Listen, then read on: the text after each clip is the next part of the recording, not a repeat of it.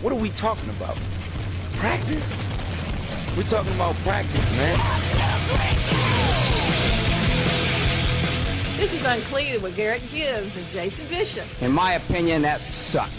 We failed to make our coaching points and our points more compelling than their fat little girlfriend. Oh my God, did he really just say that?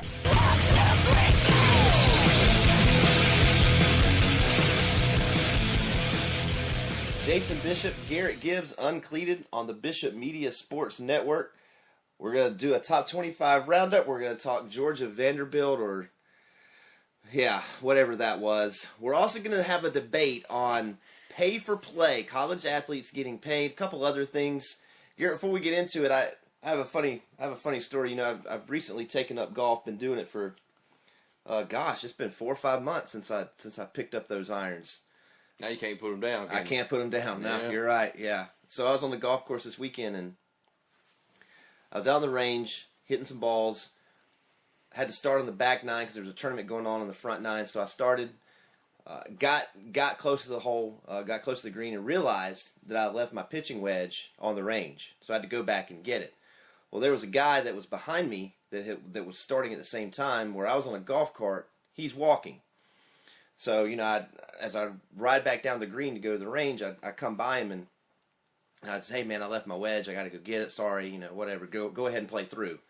He says, okay. So I find my wedge. I come back. Well, when I get back, because he's walking, he had just hit a shot that had just gotten up on the green, and I wasn't on the green yet. So, you know, he was like, well, you know, go ahead. So I chipped, got up on the green, missed a couple putts, and then he says to me, and he's standing there watching me hit all these shots, and he says to me, he says, well, do you want to just stop and let me play through? Now, keep in mind, he's walking, I'm on a golf cart.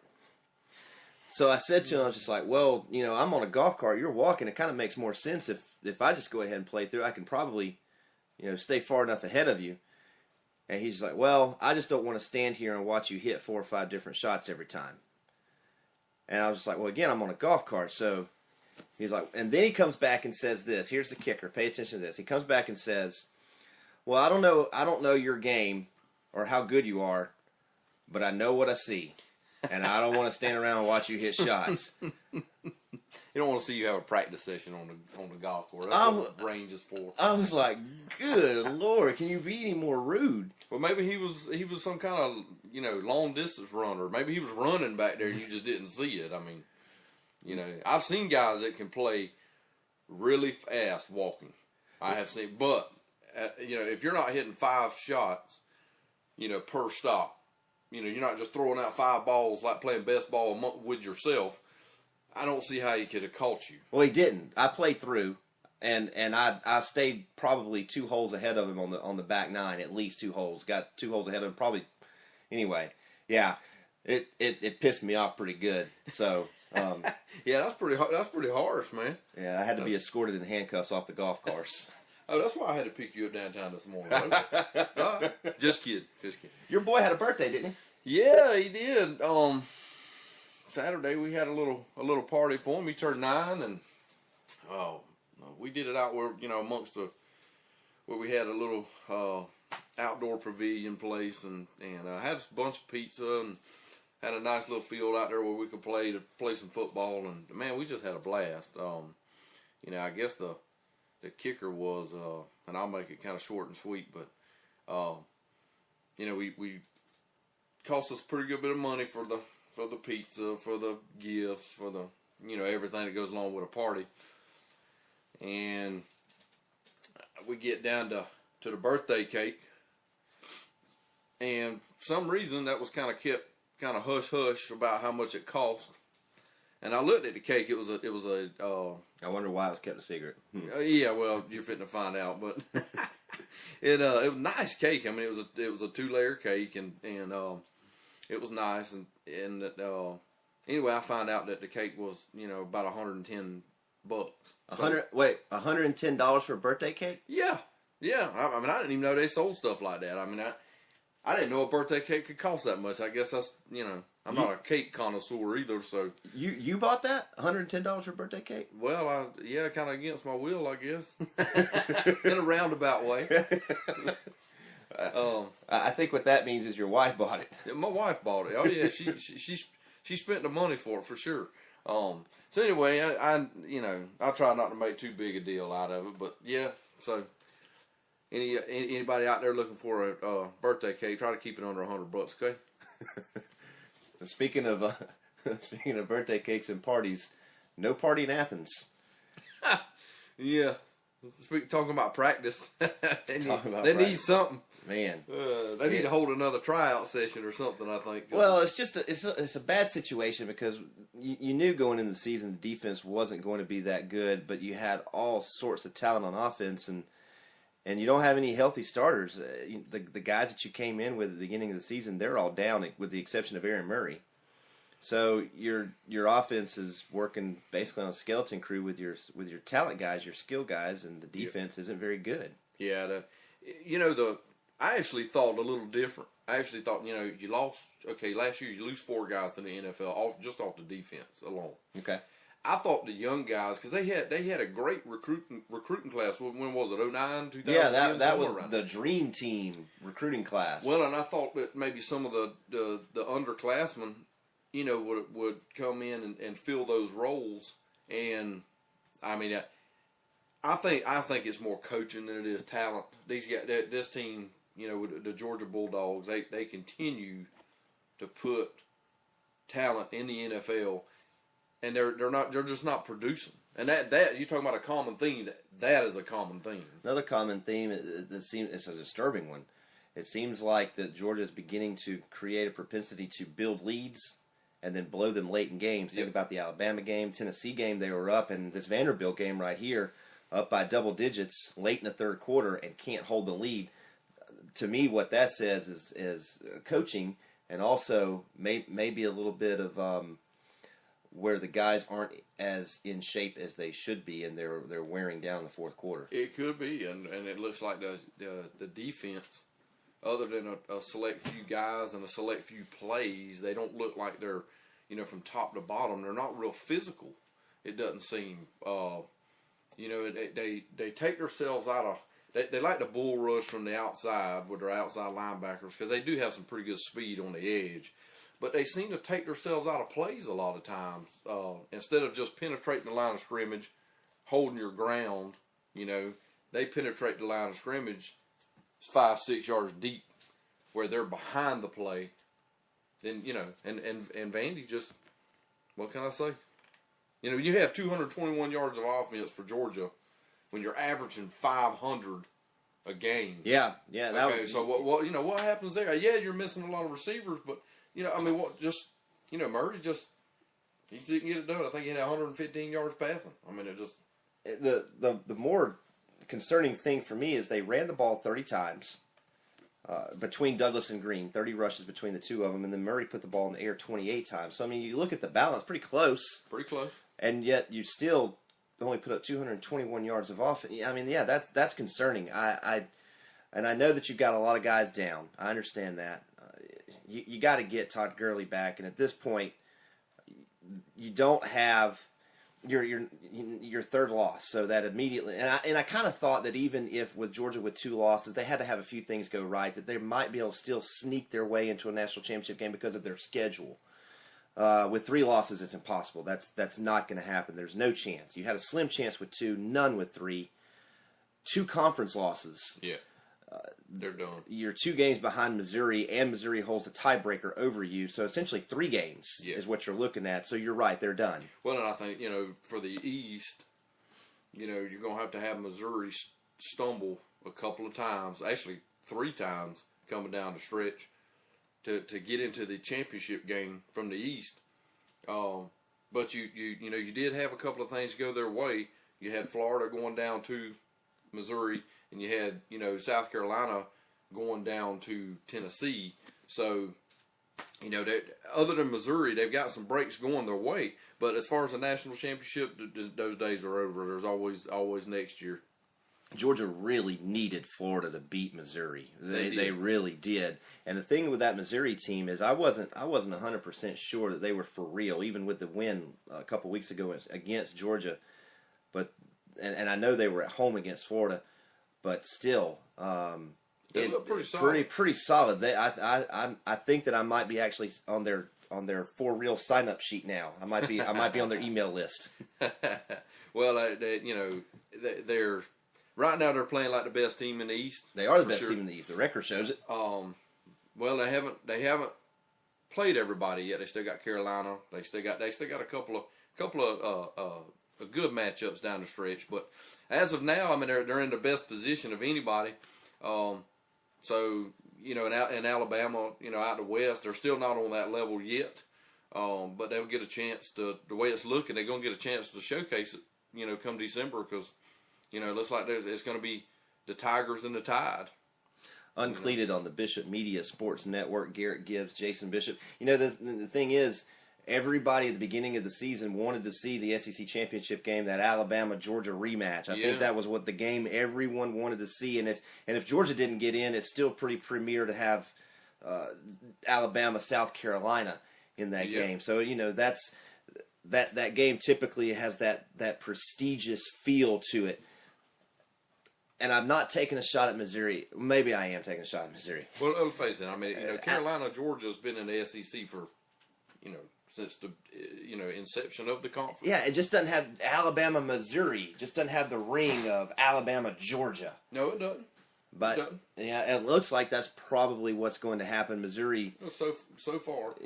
They've got themselves a 2-game lead in the East. They do, and I don't see them relinquishing that. It's going to be tough to do. And they might lose a game, but they still have the advantage over everybody else, because everybody else is so beat up and they kind of dug themselves in a pretty big hole.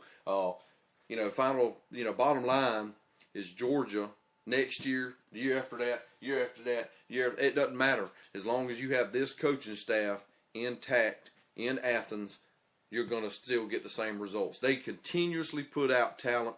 They continuously have a top 10, sometimes top 5 recruiting class in Athens, and they have nothing to show for it.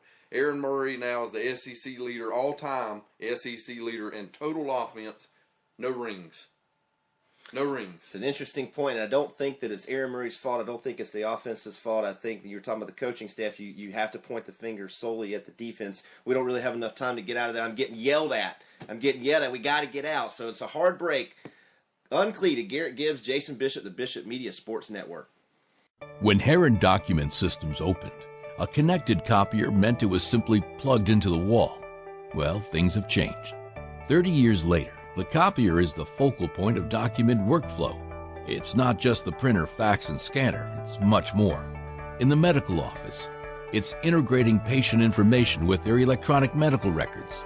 In the legal office, it's performing OCR, Bates stamping, and tracking expense for client billing. All of these changes over the past 30 years, and Heron Document Systems is still here. Still, providing your business with the best solution for your document and workflow pains. Every business experiences those pains, and that's okay. With Heron Document Systems, there is a better solution. Visit heronds.com for more information.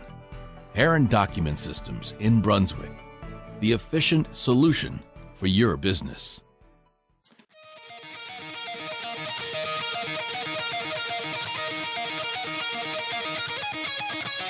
Welcome back. This is UnCleated on the Bishop Media Sports Network. Garrett Gibbs alongside Jason Bishop. Had a couple of key matchups Saturday in the top 25. We're going to get into some of that. It looks like Florida State played kind of like the number 1 team in the nation Saturday against a big key win against Clemson. They pretty much just dominated on both sides of the football. They've gone up to looks like the number 3 spot now. You still got Alabama at number 1. Oregon 2, which I think Florida State should be number 2, but that's just me. But anyway, I mean, a key win. I mean, interesting scenario before we start breaking down next week's games. Odds are it could very well happen. You might have 3 undefeated teams: Alabama, Oregon, Florida State. If that happens, you can only take 2. What 2 do you take? I take Alabama, Florida State. I take Alabama, Oregon. I think I feel like Oregon's schedule is tougher than Florida State's schedule. I will say this: I think Florida State's wins, if they beat Florida, Obviously, they did what they did to Clemson. Don't forget, they goose-egged Maryland when Maryland was ranked. I get that, but I just think that Oregon's schedule, Arizona State, if they get by Stanford, which I don't think they're going to do, if they get by Stanford, the Washington State win, they still have to play UCLA. We'll talk about that in a minute. I just think their schedule's tougher than Florida State's, and they're more deserving. Yeah, well, yeah, I get that's a good argument. But do I think Oregon's better than Florida State? Oh, hell no. No, Florida State is. I mean, they've. I don't know what they putting in the Kool-Aid down there, but they have moved the Gatorade from Gainesville to Tallahassee. Yes, sir. All right, well let's go ahead and get into it. Tennessee is going to go on the road to Tuscaloosa to try and take down the number 1 Tide. I don't see it happening. I know Tennessee's coming off a huge win, but Alabama 52-0 over Arkansas. Great googly moogly. Yeah, it just looks like they can do what they want to against anybody. You know. Yeah. Here's an interesting game, Garrett. Number 12 UCLA. They just got beat by Stanford. Number 2 Oregon. Who you got? Is this an upset pick? You take an upset pick here? No, it's very enticing. He's wavering. You know, the game's in Eugene. I got to go with Oregon. I think too much speed. Oregon wins. NC State goes on the road to face what is the gauntlet of Florida State right now. No problem for the Noles here. I think you could have some of the letdown factor, but I mean, I think they pulled away late. Yeah. Yeah, even if they did, NC State doesn't have the firepower to compete. I don't think so either. No. Penn State on the road. Ohio State, close game. Ohio State wins last-minute field goal. That's interesting. You think Penn State's going to play them pretty tough? I sure do. I do too. Number 20, South Carolina goes on the road to Missouri. We can look at this game. And South Carolina lost Connor Shaw. If they had Connor Shaw, I would take South Carolina to win this game, but they don't. I'm taking Missouri, pretty much wrapping up the East. Yep. Yeah. I think if they win this coming week, that they pretty much have locked up the East. Yeah. UnCleated, Garrett Gibbs, Jason Bishop, the Bishop Media Sports Network. Number 6, Baylor on the road, Kansas. Nobody really cares. Everybody knows Baylor's probably going to win that football game. I'm taking Baylor. Hold on. 6, Baylor. 6 Baylor. 6 Baylor. Robert Griffin III's not there. You sure? So far, the best team in the Big 12. So far, they are. Wake Forest goes on the road against number 7 Miami. Miami's kind of just been, ever since they've lost Florida, they've kind of been swept under the rug, off the radar. Nobody paying them any attention. They've climbed the polls to number 7. Before we move on, I wanted to point out one thing, and I forgot to do it. Number 5, Missouri. Yep. They were 25 2 weeks ago. They've moved up 20 spots in 2 weeks. Unreal. They moved up 11, then they moved up 9. Unreal. Wins consecutively over Georgia, Florida probably helps. And what does that say? Number 7, Miami hosts Wake Forest. Nobody paying attention to the Canes. I like Miami. I like them big. I don't. That's going to be my upset pick this week. You're taking Wake Forest over Miami with Miami at home. Yes. What in the world are you thinking? I just, Miami struggled a little bit as of late. So, I give the Demon Deacons a chance. Okay. And Miami doesn't have a strong home field advantage. All right. Like they used to. All right, fair enough. Number 8, Stanford goes on the road to a very good, underrated Oregon State team. Stanford's 8th in the country. I want to do it, but I can't. I can't pull the trigger on the upset pick. I'm taking Stanford, but it's going to be close. It's going to be close. I think it's going to be with a touchdown. Clemson goes to Maryland. Close football game. Clemson's going to be very down. Everything they've been playing for, the ACC championship game, because they're in the same division. Florida State pretty much gone. National championship pretty much gone. I think they struggle, but they get it done with Maryland. Yep. Yeah. Texas Tech goes to Oklahoma. Here's my upset pick. Number 17, Oklahoma upsets number 10, Texas Tech. Nah, Texas Tech has too much firepower. Oklahoma is just, they're not even, they shouldn't even be in the top 25. Good Lord, what football games have you been watching? I don't know. Florida Atlantic goes to 11, Auburn. Talking about a team that made a big jump. Auburn made a huge jump with that huge win over Texas A&M, which you called, by the way, in our upset picks last week. We were 2-0 producers, bringing our record to an even 4-4 for the season. So what? Hey, we're 500, man. 500. You got Auburn over Florida Atlantic? Yes. All right. Oh, okay. Yeah. Not my upset pick. LSU hosts Furman, no challenge. Yeah, no challenge. LSU all the way. Duke goes to Virginia Tech. Hold the phone. Virginia Tech 16 in the country. I hear you. Typically, you see this game on paper, you just pass right by it because Virginia Tech has been a perennial power. Duke hasn't. But wait a minute. Duke's 5-2. Yeah, I don't think they've been 5-2 my whole life, ever. I think Virginia Tech gets it done. Yeah, they do. But It's a they struggle. pull away late. Yeah. They pull away late. That's going to be a struggle. Number 18, Louisville goes to South Florida. Hallelujah. They finally lost a football game that they probably shouldn't have lost. Takes them completely out of the national championship picture. They'll still find themselves in a BCS bowl, which is ridiculous, but still, they'll get it done against South Florida. They'll rebound. You agree? Oh, yeah. Okay. 19, Oklahoma State on the road. Iowa State, no big deal. Oklahoma State wins. 21, UCF hosts Connecticut. Connecticut's winless. They almost beat Michigan, early in the year. I like UCF here. Oh, yeah. Yeah. Central Florida's got a good team. Yeah, agreed. East Michigan on the road, 23, Northern Illinois. Northern Illinois is still undefeated. They can't seem to get past. I think last week they were 24. They win. They move up one spot to 23. I like Northern Illinois. Oh, yeah. Only because Eastern Michigan's terrible. Yeah. Number 25, Nebraska goes to Minnesota. Ooh. You know what? I'm going to take the Gophers. Well, with all that emotion surrounding that program right now with Jerry Kell, with the seizures and his medical condition that he's currently in, I mean, I think that team's going to be fired up. And I think they're going to knock off the Big Red when they come to town. Yeah, I agree. This is UnCleated. Garrett Gibbs, Jason Bishop on the Bishop Media Sports Network. When we get back, we're going to have a spirited debate. Should college athletes be paid to play collegiate athletics? UnCleated. Garrett Gibbs, Jason Bishop, the Bishop Media Sports Network. When Heron Document Systems opened, a connected copier meant it was simply plugged into the wall. Well, things have changed. 30 years later, the copier is the focal point of document workflow. It's not just the printer, fax, and scanner. It's much more. In the medical office, it's integrating patient information with their electronic medical records. In the legal office, it's performing OCR, Bates stamping, and tracking expense for client billing. All of these changes over the past 30 years, and Heron Document Systems is still here. Still, providing your business with the best solution for your document and workflow pains. Every business experiences those pains, and that's okay.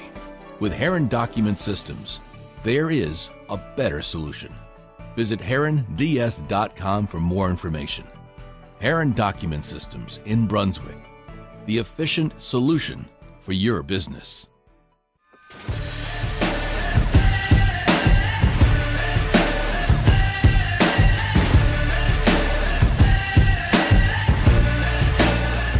All right, back again. This is UnCleated on the Bishop Media Sports Network. I am Garrett Gibbs, sitting alongside my partner in crime, Jason Bishop.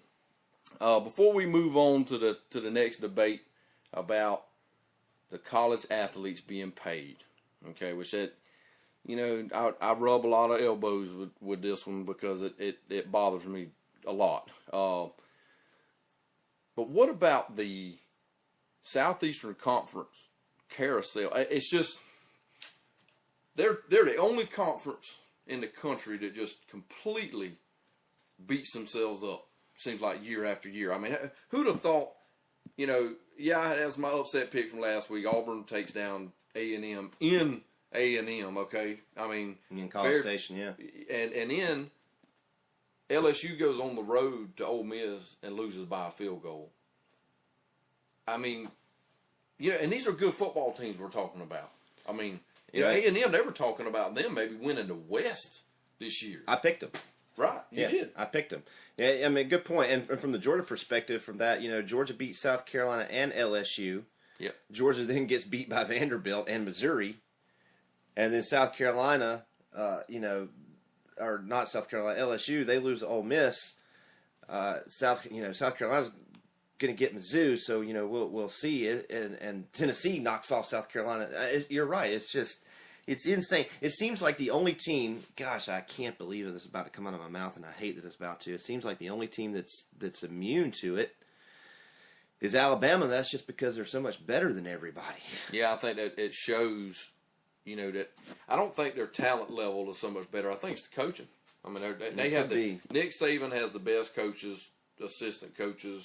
He has the whole package going there, and he's much like Bowden was at Florida State for so many years. Well, and the thing is, it ain't just one man. It ain't just a one man show. Talking about the talent that Nick Saban has at Alabama, I want to hear it. Should those guys be getting paid to play? No, that's a simple answer. No, I think that when you get a guy who's a prep athlete, high school athlete, and you approach him, and you're trying to recruit him to come to your university to play football or any other sport for that matter, we're going to say football for your university, and you're going to give him $100,000 to $150,000 worth of education, for free if he stays 4 years, and which is totally up to him. All he has to do is keep his grades up and play football. I think you're already paying him. Now, the NCAA rules about boosters, private boosters, like, I could be a booster. If I had enough money, I could approach the University of Georgia, say I want to be a booster, and give them money. They're not going to turn me down because I'm giving them money. If I want to take my money and say, A.J. McCarron, here, man, you played a good game, give him $500, give him $1,000, whatever I want to give him, because this is my money. I'm not affiliated with the university whatsoever. I'm not taking university funds and giving it to him. I do not think that should be illegal. I think that opens up a whole can of worms if you do that, because you could have people that are quasi affiliated with the university and say they're not affiliated with the university and pay the players, and then there's that loophole that the NCAA can't do anything. So I understand why the NCAA has the procedures in place now where you don't get paid at all from anybody, right, because that disallows the universities to find loopholes and kind of cheat the system. So I get that. I think I'm with you. There's so much money that flows through especially college football. There's just so network money, and then now the networks or the conferences are now creating their own networks, and then there are TV rights, and then merchandising and all that stuff. I am in agreement on the fact that I don't think that you should pay a college athlete to perform for their college team based upon you're already paying them. That's what the scholarship is there for. They're getting a free education. And then, and I heard someone, a colleague of mine, I don't want to call him out, but I used to work with him up in Atlanta, he said that the amount that they're given in scholarships doesn't even come close to the money that the universities are making off of these kids. He's right. He is 100% right. I agree. But the thing is, the education that they're getting now is, like you said, worth $150,000. But then how much money is that education going to allow them to make in the long run? Probably in the millions. Well, not only that, but let's dig deeper here. Let's just don't single out the football players here. The football program is the reason why you pay $5,000 a semester and not $10,000 a semester. Okay, some of that money is the athletic department is the biggest supporter of the entire university. Mm-hmm. Okay, and the football program being number one on the list. Because if you didn't have the football program, you wouldn't have women's softball. You probably would struggle to put together a baseball team. And then they all lose money. Right, because the football program is making so much money, they support these other sports. So if you want to start taking all those profits, if you will, that evil word, profits, if you will, off the football program, then now all of a sudden you're going to be struggling to find money. If you're going to take that money off the top to pay these players or set it aside for them for when they graduate, whatever, you're going to take away from the other sports, the other things that this athletic department and predominantly the football program supports. And boy, a Pandora's box that you'd be opening is who's going. Do you pay all of your football players the same amount of money? Right. Do you pay the third string guy the same as you pay your starting quarterback? I sincerely doubt it. And the way I see that playing out, Jason, is another USFL. You're just going to have another secondary. It's going to be like the minor league of the NFL. And so if you're going to start paying guys, then all of a sudden you're going to have eligibility issues where a guy, if he can't make it to the pros, he can just play for Georgia for 12 years and call it a career. You know, why not? He's a professional now. It's different when you're a professional to when you're an amateur. It's different. You know, so Pandora's box is that's exactly what it would be on either level, on either side. So I just think it needs to be the way it is now. I think that's one of the reasons why you have such pageantry and such tradition in college football. Everything pales in comparison to college football as far as tradition, down to the universities, you know, the rivalry games that you have. And I think once you start adding in the extra dynamic of, like you say, you know, your quarterback making more than your running back, or vice versa, or your offensive lineman, or whatever, it robs from everything that college football stands for. UnCleated on the Bishop Media Sports Network. Garrett Gibbs, Jason Bishop. Now, one thing where I think I differ from some of the other folks is kind of on the same topic, but maybe in a different gear. The likeness, where, you know, Johnny Manziel got in a lot of trouble early in the season for signing his signature, which he owns. It's still his signature. Right. It was his signature before he went to college football. Yep. It's going to be his signature when he leaves college football. Why doesn't he own it while he's in college football? See, I think that's wrong. And Jameis Winston right now, the one of the highest selling jerseys in the country, Jameis Winston, he doesn't see a penny off of his name being on the back of a jersey. Now, I've got a problem with that, because Florida State is exploiting him, and he's not seeing any of that money. The reason that jersey is selling so well is because of what he's doing on the field and all of the money that he's bringing into the university, and he doesn't see a penny. See, that's wrong. So, I can see you're chomping at the bit. Go ahead. Well, you know, I disagree with you there a little bit. You know, exploiting is rather, that's a rather harsh term. But it's the truth. Well, I think they give them an opportunity to come play there, and the only reason why they're selling jerseys or even playing football is because they give them an opportunity to even come. You know, they could have just said, you know what, we don't want you, you know, and go from there.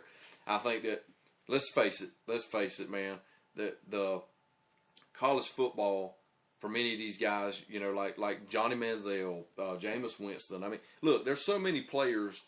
You know, I think it's 80 or 85% of college athletes, period, across the board, don't even go into the pros. Okay, well let me play devil's advocate with you then. Okay, let's say your family runs a company, all right? Right. And so you work for your family's company, and you do a good job doing a certain job, all right? So the owner of your family's company says, good job on what you do, but we're not going to pay you for the job that you do. You're not going to see any compensation for the job that you're doing for us. None. Well, it's the same thing. Well, if you wasn't giving them an education and feeding them and housing them and all of that, it would be the same thing. But well, you are doing that. Yeah, but that goes back to being paid to play. We're talking about likeness. We're talking about you own your signature. Your name is on. You own your name, and it's on the back of a jersey, and you're not getting a penny for it. But I think part of the, you know, the amount of money, and I'm not sure. I'm just throwing ballpark figures out there, but you know, say 150,000, you know, for a 4-year career in college, and the education. I mean, I think part of that is, they're giving you this, you're going to give me this. That means while you're here, we pretty much own you. Okay? We're giving you this, we own you. We can take your name, make money off of it. We can take, you know, whatever. Put it on the back of a jersey. And by the way, I mean, he's not doing anything for that other than giving them his name. You know? Well, I disagree, but because, I think because what he's doing is he's going to he's getting up in the morning and he's going to run. And then when he gets done to run, he's going to class. When he gets out of class, he's going to the weight room. When he gets out of the weight room, he's going to study hall. When he gets out of study hall, he's going to practice. When practice ends, he's going to bed. There's, you know, that is the typical life of a college athlete. You don't have it's a job. Yeah. And so, you don't have a lot of free time. Yeah, sure. That On the you make weekend, $50,000 a year doing. sure. On the, yeah, you know. You're no different than anybody else who puts their bootstraps on in the morning. I mean, these guys, you know, Except do they're work getting on- they're getting a free education That for costs putting in those somebody. hours, which has nothing to do with their name on the back of a jersey or their signature. See, and I disagree because I think, you know, a payment package can come in many forms, and I just think, you know, they have to do some of what they do. You know, these athletic programs, some of them making 60, 70, 80, you know, $100 million a year profits. Sure. Okay, but it takes that. You know, look at what they. I mean, look at the way these. You know, look at all the people they employ. Look how much of the how much does it cost to run a university? Uh-huh. You know, and you think it takes that. Yeah, somebody. You know, they're going to pay Nick Saban $5 million a year to coach Alabama. Okay. All right. And he's an employee of the university. right, he's Okay. an employee of the university. Exactly. Right. So Uh-huh. what I mean is, you're going to go out and you're going to pay these coaches this kind of money. You better be making it somewhere, because you got plenty more that you never see that are making not that much money, but they're making. I guarantee you got plenty of them that are making 6 digits a year. That are affiliated. UnCleated, Bishop Media Sports Network, Garrett Gibbs, Jason Bishop. Here's and tell me if you think I'm wrong with this, because I have an idea. Now I'm not saying that every jersey that you sell that let's take Jameis Winston as an example, and it's merely an example. His jersey sells. I mean, and again, it's one of the highest selling jerseys in the entire country, pro or college. So his jersey sells, and of course, you know, you've got the Florida State logo across the front of the jersey, and you've got Jameis Winston's name on the back. So there are two reasons that jersey is selling. Number one, Jameis Winston plays for Florida State. Number two, Jameis Winston is doing well. Okay, so I understand that if Jameis Winston played at Marshall, his jersey wouldn't sell as high as it does. The reason it sells is because the Florida State marketing is on it. I get all that. So I think what should happen is there should be a percentage. I think the university should keep a certain percentage, and I think Jameis Winston should keep a certain percentage. But NCAA rules disallow Jameis Winston to get any money from that jersey sale. So here's what you do, in my opinion. You create a fund, almost like a trust fund. Whatever the percentage is that sells off of Jameis Winston's jersey, he gets a percentage off of that figure. When he graduates, quits, drops out, gets drafted, whatever the case is, he has access to those funds. Yeah, I think that's fair. Well, but there again, I mean, you know, how much of a percentage? You know, it's gonna be. And let's look, Jameis Winston. We're talking billions of dollars. Jameis Winston is not. You know, he's not there to. He could care less what he does at Florida State, what they do with his name, what they do with his jersey, as long as he can sign an NFL contract. Let's just get. That's really that is really the whole issue. You know, I'm not trying to single Jameis out. I mean, he's just a true freshman this year. But many of these athletes that go to college are only going just so that they don't care about the education. They don't care about none of that. They're just doing this because this is what they have to do to get to the next level. Well, let me ask this: devil's advocate, and you're right, devil's advocate again. What if Jameis Winston gets hurt and he doesn't get drafted to the NFL? Man, it sure would be helpful to know that all those jerseys that people have bought is waiting for him in a trust fund when he gets done with Florida State, so that he's got something to fall back on. Well, and he earned that. But his education should be some of what he falls back on. That's why you go to college, is to get an education. You know, I just have and if it's going to be a football vocational school, then let's call it a football vocational school. Don't educate them anymore. I just have a problem with. I see what you're saying. With putting your name on the back of a jersey and you not getting any proceeds, or you owning your signature, except for the time that you're in college. To me, that makes no sense. That's yours. But all the exposure that you get by playing at a big, exposed program like a Florida State, like a Georgia, like just pick one and name it. With that exposure, you'd think that these NFL scouts and all that are not paying attention. That is somewhat like investing in your future, if that makes any sense. You know, you taking your name, you're giving the university pretty much having sole rights to your name as far as getting payment for it, whatever, which they don't make tons of money off of it like a lot of people think they do. They make more money by filling seats. Yeah. You know, and a lot of people come just for Jameis Winston. So now you're going to say, okay, well, a percentage of the admission now has to go to him because they're here to see him play because he is a Heisman Trophy winner or he's a Heisman Trophy candidate. I think that's exactly right. And I think that's true, but I think as far as the price of admission, some of that going to him is ridiculous. They're coming to see Jameis Winston play. Why should he not? Oh my! We're getting fussed at. We can go all day. We got to get out. UnCleated, Bishop Media Sports Network. Garrett Gibbs, Jason Bishop. When Heron Document Systems opened, a connected copier meant it was simply plugged into the wall.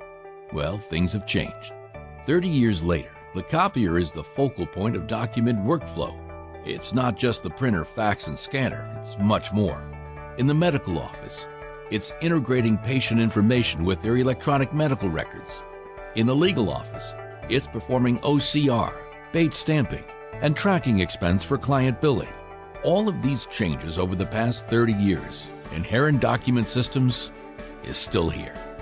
Still, providing your business with the best solution for your document and workflow pains. Every business experiences those pains, and that's okay. With Heron Document Systems, there is a better solution. Visit heronds.com for more information. Heron Document Systems in Brunswick, the efficient solution for your business.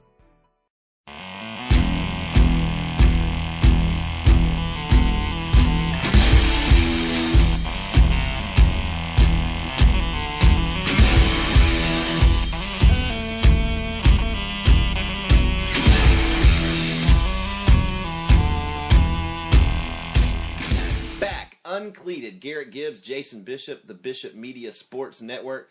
So apparently, I'm in hot water with a lot of my friends and coworkers. That well, I'll just let Garrett tell you. Well, I you know, high school football season's amongst us, and you know it's a big thing around town. And I know you have a lot of guys. I know you cover them heavily for your Southern Sports Edition publication. Sure. And so I know you have some people out there, some kind of field generals out there that kind of helping you keep up with scores and all that over to Southeast Georgia. And so I'm sitting there Friday night, and I get a text from you saying, hey, it's almost game time, just text me with score updates, kind of help me keep up with the scores or whatever. And I'm thinking, and it said MMS at the bottom of it, and I'm thinking, he must have sent this to me wrong or something. He must have, so I didn't reply. I just thought, well, no, he probably sent it, made a mistake. So by that time, I started getting it. They just start rolling in text message after. I mean, it was like at least every minute, 30 seconds to every minute. I was getting text messages not from him either, not from you, Jason, from numbers that I didn't even know where they come from, dude. And I'm like, what part of the country is this from? Who is this? These guys, they don't know who they're texting, man. And all it is high school football scores. And I'm going, well, I mean, I'm going to run out of text messages for the month, but at least I know what the scores were from all the games. Well, okay, and just to clarify, Garrett's right. On Friday nights, we Bishop Media Sports Network owns the Southern Sports Edition, and I help out a lot with that. And so every Friday night, I typically will create a group message to the folks that work for the Southern Sports Edition that are out on assignment or in a radio broadcast covering the game for either their radio partner or SSE. And so this Friday night, I decided, you know what, I'm gonna add a couple of my buddies to this list because I think they'd enjoy getting the scores. I was wrong. They didn't enjoy it. How many text messages did you say you got? It was somewhere between 30 and 40 texts and about. I can imagine Kristen being in the house with you. Probably about a 2-hour span, I would say. Maybe not that much. Maybe an hour and a half, something like that. But I got about 30 or 40 texts. And yeah, she was over there. Who is texting you? I mean, it was just because my phone was over there pretty much hovering. It was going off so many times. Sometimes I'd get one from this number and that one at the same time. And it was like, man, 2 new messages. My phone's gonna blow up. I'm not gonna. It's not. I can turn my phone off and get away from it. I'm not gonna mention any names, but there was another guy that's affiliated with us and doesn't cover high school football, and he sent me a text. I sure wish I would quit getting these scores. And I texted him back and I was like, sorry man, I thought that you would be cool with me adding you in.